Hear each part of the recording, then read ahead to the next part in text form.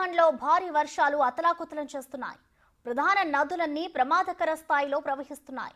పలుచోట్ల కొండ చర్యలు విరిగిపడ్డాయి. దీంతో చార్ధామ్ యాత్రను తాత్కాలికంగా నిలిపివేశారు. నిన్న 24 గంటల పాటు ఎడతెరిపి లేకుండా కురిసిన భారీ వర్షాలతో కతియా టోల్ ప్లాజా సముద్రంగా మారింది. రికార్డు స్థాయిలో కతియాలో 431.0 మిల్లీమీటర్ల వర్షపాతం నమోదైంది.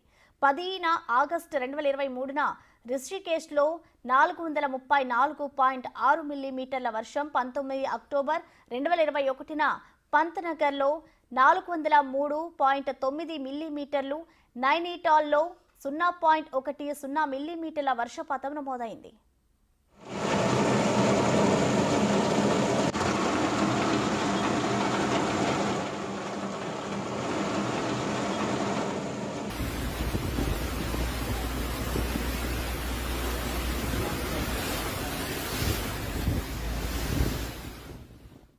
భారీ వర్షాలు ముంబైను ముంచెత్తాయి. ఎడతెరిపి లేని వర్షం కారణంగా ముంబైలోని వీధులు చెరువులను తలపిస్తున్నాయి.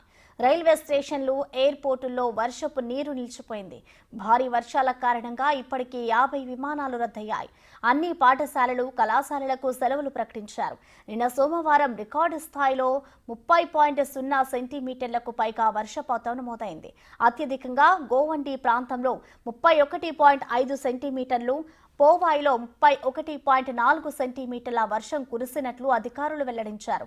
మరోవైపు ముంబైలో మంగళవారం భారీ నుంచి అతి భారీ వర్షాలు కురిసే అవకాశం ఉందని భారత వాతావరణ శాఖ తెలిపింది. దీంతో ముంబైలో 24 గంటలు రెడ్ అలర్ట్ జారీ చేసింది. అత్యవసరమైతే మినహా ప్రజలెవరూ బయటకు రావద్దని సూచించింది.